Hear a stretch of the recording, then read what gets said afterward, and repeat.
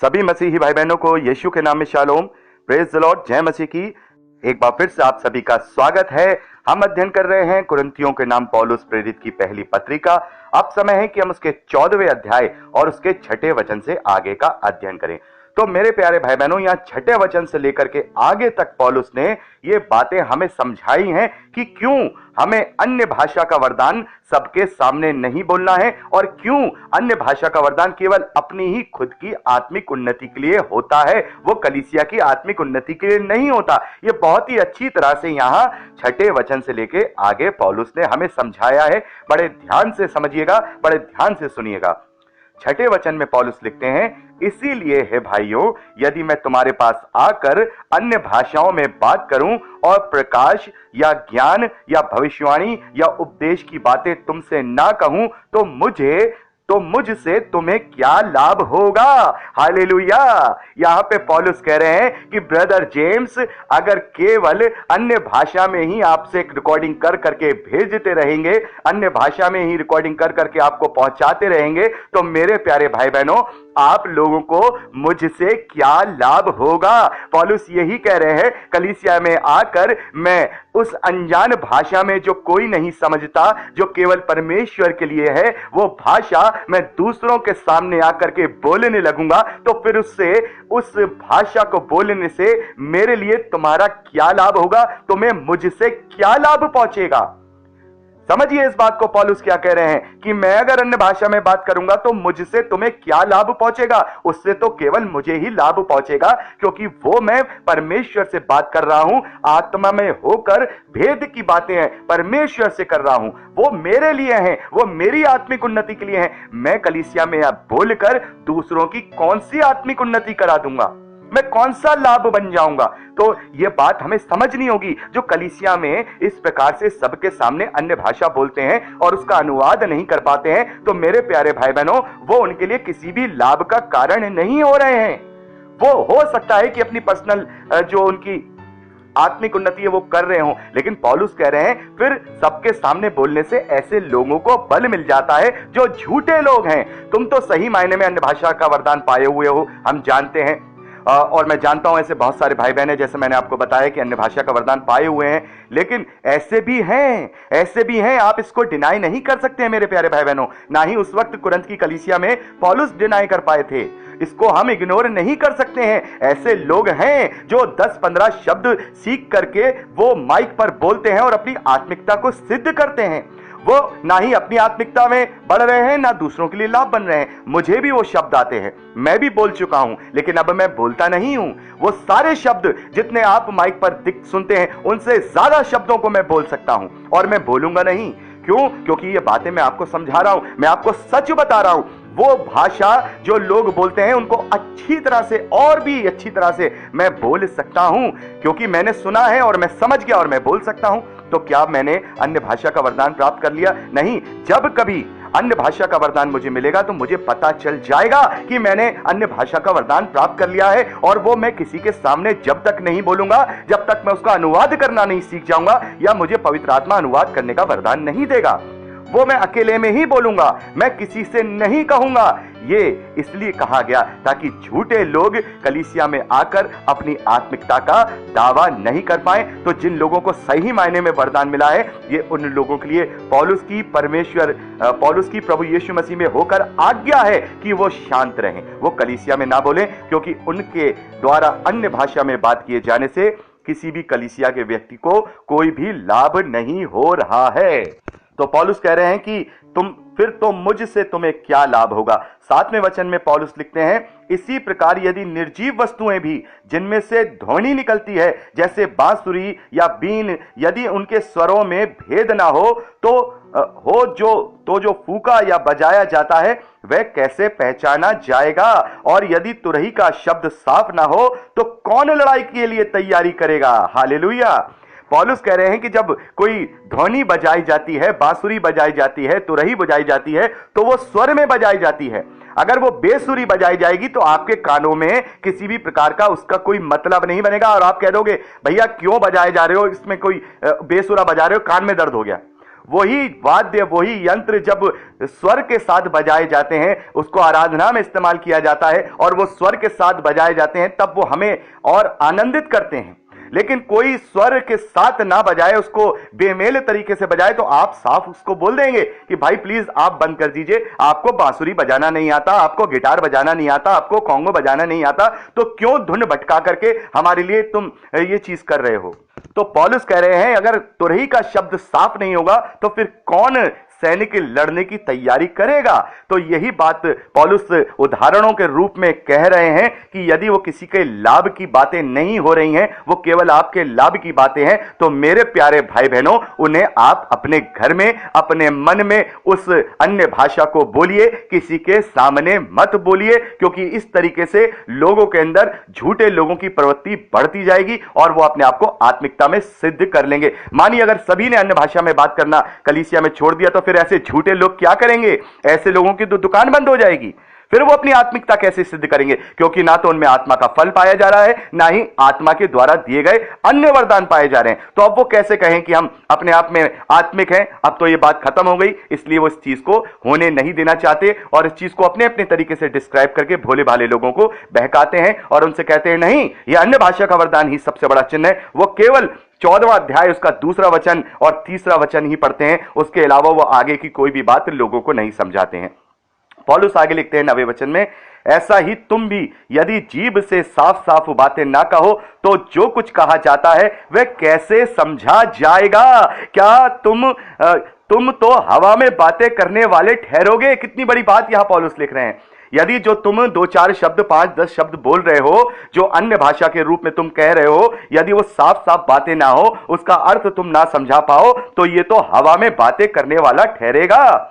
जगत में कितनी ही प्रकार की भाषाएं क्यों ना हो, परंतु उनमें से कोई भी बिना अर्थ की ना होगी। इसलिए यदि मैं किसी भाषा का अर्थ ना समझूं तो बोलने वाले की दृष्टि में मैं परदेसी ठहरूंगा और बोलने वाला मेरी दृष्टि में परदेसी ठहरेगा। इसलिए तुम भी जब आत्मिक वरदानों की धुन में हो तो ऐसी कोशिश करो कि तुम्हारे वरदानों की उन्नति से कलीसिया की उन्नति हो। हालेलुया। बड़े ध्यान से इस बात को सुनिए, पौलुस बड़े ही अच्छी तरह से हमें समझा रहे हैं, हमें समझने की कोशिश करनी होगी। उन भाई बहनों को भी शायद ये मेरी बात अच्छी ना लगे जो अन्य भाषा का वरदान पाए हुए हैं, तो मैं उन भाई बहनों से कहना चाहता हूं, मैं ये नहीं कह रहा हूं कि आपको अन्य भाषा का वरदान नहीं मिला है, क्योंकि पौलुस ने इस बात को लिखा है कि अन्य भाषा का वरदान मिला है और यह परमेश्वर का धन्यवाद है कि आपको अन्य भाषा का वरदान मिला है और आप आत्मा से परिपूर्ण हैं। बस यहां पर पौलुस का कहना यह है कि किसी के सामने आप मत बोलिए, मन में बोलिए, घर में बोलिए, कलीसिया के सामने मत बोलिए।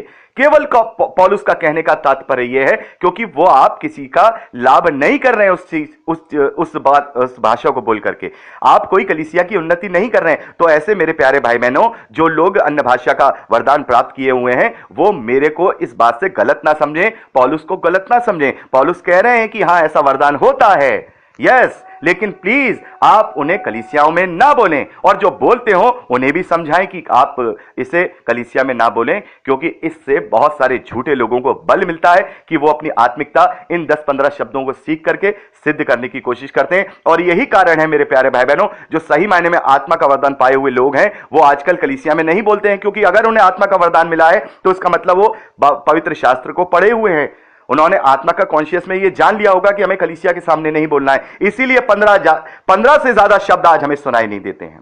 और अगर ऐसे भाई को, जो मैं ऐसे भाई को जानता हूं जो पूरी भाषा में बात करता है, वो आखिर ऐसा नहीं करेगा, लेकिन बाई चांस मान लीजिए मैं उनसे कहूं कि नहीं आप कलीसिया में इस प्रकार से भाषा में बात करिए, अन्य भाषा में बात करिए, तो हो सकता है कि या तो वो लोग कह देंगे नहीं ये तो अन्य भाषा बोल नहीं रहा है, ये ऐसी थोड़ी होती है अन्य भाषा, या फिर उससे 15-20 और ज्यादा शब्द सीख लेंगे। तो ऐसे सीख करके अन्य भाषा जो आज हम देखते हैं 15 से ज्यादा नहीं बोली जा रही है, तो इसका मतलब यह है कि किसी ने बोली और किसी ने वो समझा और वही 10-15 शब्द आज तक कलीसिया में चलते चले आ जा रहे हैं। उसके अलावा कोई 20वां शब्द निकल के नहीं आ रहा है, क्योंकि 20वां शब्द वो इस्तेमाल करेगा ही नहीं, क्योंकि दूसरा व्यक्ति कहेगा नहीं ये तो अन्य भाषा है नहीं। आप मेरी बात को बड़े ध्यान से सुनिए, 15 शब्द के अलावा 16वां या 20वां शब्द नहीं आएगा निकल करके, क्योंकि वो जानबूझ के बोलेगा ही नहीं, कहीं ऐसा ना हो कि ऐसा शब्द बोलने से दूसरा व्यक्ति कह दे कि नहीं ये तो अन्य भाषा है ही नहीं। तो आप समझिए इस बात को, इसलिए 15 से ज्यादा, 16 से ज्यादा शब्द नहीं बोले जाते हैं। तो यहां पर पौलुस कह रहे हैं जगत में कितने प्रकार की भाषाएं क्यों ना हो, परंतु उनमें से कोई भी बिना अर्थ की ना होगी। इसलिए यदि मैं भाषा का अर्थ ना समझूं तो बोलने वाले की दृष्टि में मैं परदेसी ठहरूंगा और बोलने वाला मेरी दृष्टि में परदेसी ठहरेगा। इसलिए तुम भी जब आत्मिक वरदानों की धुन में हो तो ऐसी कोशिश करो तुम्हारे वरदानों की उन्नति से कलीसिया की उन्नति हो। इस कारण 13वां वचन ध्यान से सुनिए, इस कारण जो अन्य भाषा बोले वह प्रार्थना करे कि उसका अनुवाद भी कर सके। इसलिए यदि मैं अन्य भाषा में प्रार्थना करूं तो मेरी आत्मा प्रार्थना करती है परंतु मेरी बुद्धि काम नहीं देती। अतः क्या करना चाहिए? मैं आत्मा से भी प्रार्थना करूंगा और बुद्धि से भी प्रार्थना करूंगा। मैं आत्मा से भी गाऊंगा और बुद्धि से भी गाऊंगा। नहीं तो यदि तू आत्मा ही से धन्यवाद करेगा तो फिर अज्ञानी तेरे धन्यवाद पर आमीन कैसे बोलेगा? अन्य भाषा में बात कर रहा हूं कलीसिया के सामने, उसे समझ में नहीं आ रहा है और जहां आमीन बोलना चाहिए वो कलीसिया का व्यक्ति आमीन नहीं बोल रहा है, तो कैसे वो बोलेगा? क्योंकि उसे समझ में ही नहीं आ रहा है। तो प्रार्थना करो कि हमें उसका अनुवाद भी आए ताकि हम उन्हें समझा सकें और वो हमारी बात पर आमीन बोले। मान लीजिए अन्य भाषा में बात कर रहा हूं कलीसिया के सामने और वहां पर मैं परमेश्वर से प्रार्थना कर रहा हूं अन्य भाषा में और वहां कलीसिया को आमीन बोलना है, लेकिन उन्हें समझ में नहीं आ रहा है, तो वो आमीन कहां बोलेंगे? तो फिर क्यों उनके सामने बोल रहे हो जब वो समझ ही नहीं रहे? पौलुस ने बहुत अच्छी तरह से यह बात समझा दी है कि वो कैसे आमीन बोलेंगे, वो कैसे तुम्हारी प्रार्थना में शरीक होंगे, क्योंकि आमीन बोलने से ही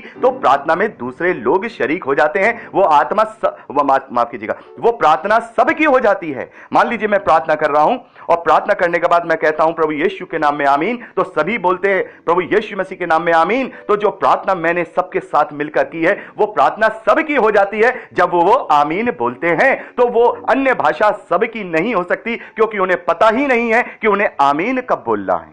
हालेलुया! इस बात को आप समझिए। 17वें वचन में बड़े अच्छे से पौलुस समझा रहे हैं, तू तो भली भांति धन्यवाद करता है परंतु दूसरे की उन्नति नहीं होती। हमने तो अन्य भाषा में बात करके हमने धन्यवाद कर लिया, हमने प्रभु की बढ़ाई कर ली, हमने परमेश्वर की बढ़ाई कर ली, लेकिन दूसरा बेचारा आमीन नहीं बोल पाया, वो तो अपनी उन्नति नहीं कर पाया, वो तो अपनी उन्नति नहीं कर पाया। इसलिए मेरे प्यारे भाई बहनों, कलीसिया में या किसी के सामने जब तक अनुवाद ना आए, जब तक अनुवाद करने वाला ना हो, तो कलीसिया में शांत रहें, वहां अन्य भाषा में बात ना करे, अपने घर में करे या फिर अपने मन में करें। यह बात मैं अपने मन से नहीं कह रहा हूं, पौलुस ने आगे बातें लिखी हैं। आगे पौलुस लिखते हैं कि मैं अपने परमेश्वर का धन्यवाद करता हूं कि तुम सबसे अधिक अन्य भाषा मैं बोलता हूं, परंतु कलीसिया में अन्य भाषा में 10,000 बातें कहने से मुझे और भी अच्छा यह जान पड़ता है कि दूसरों को सिखाने के लिए बुद्धि से 5 बातें कहूं। पौलुस कह रहे हैं कि तुमसे ज्यादा अन्य भाषा में मैं बात करता हूं, तुमसे ज्यादा मैं अन्य भाषा में बात करता हूं, लेकिन अन्य भाषा में बात करके अगर 10,000 बातें मैं तुमसे कहूं और वो तुम्हें समझ ना आए, तो उससे अच्छा मुझे यह लगता है कि मैं दूसरों को सिखाने के लिए, दूसरों की आत्मिक उन्नति के लिए बुद्धि से केवल 5 ही बातें कहूं। हे भाइयों, तुम समझ में बालक ना बनो, बुराई में तो बालक रहो परंतु समझ में सियाने बनो। व्यवस्था में लिखा है कि प्रभु कहता है मैं अपरिचित भाषा बोलने वालों के द्वारा और पराये मुख के द्वारा इन लोगों से बातें करूंगा तो भी वे मेरी ना सुनेंगे। तो पौलुस यहां व्यवस्था की बात को भी यहां क्लेम कर रहे हैं कि मैं अन्य भाषाओं के द्वारा लोगों से बात करूंगा लेकिन फिर भी वो मेरी नहीं सुनेंगे। आगे पौलुस लिखते हैं, इसलिए अन्य भाषाएं विश्वासियों के लिए नहीं परंतु अविश्वासियों के लिए चिन्ह है, और भविष्यवाणी अविश्वासियों के लिए नहीं परंतु विश्वासियों के लिए चिन्ह है। अतः यदि कलीसिया एक जगह इकट्ठी हो तो सब के सब अन्य भाषा बोलें और बाहर वाले या अविश्वासी लोग भीतर आ जाए, तो क्या वे तुम्हें पागल ना कहेंगे?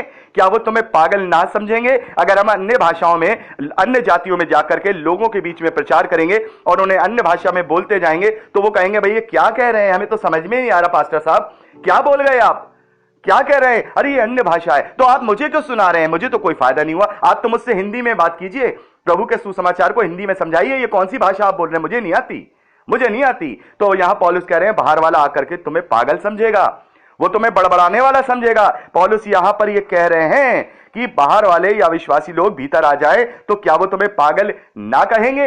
या हम अन्य जातियों में बीच में जाकर के अन्य भाषा में ही बात करेंगे तो क्या वो हमें ये नहीं कहेंगे कि प्लीज पादरी साहब हमें नहीं आता, आप हमारी भाषा में समझाइए, क्या बोल गए, हमारे तो सर से निकल गई।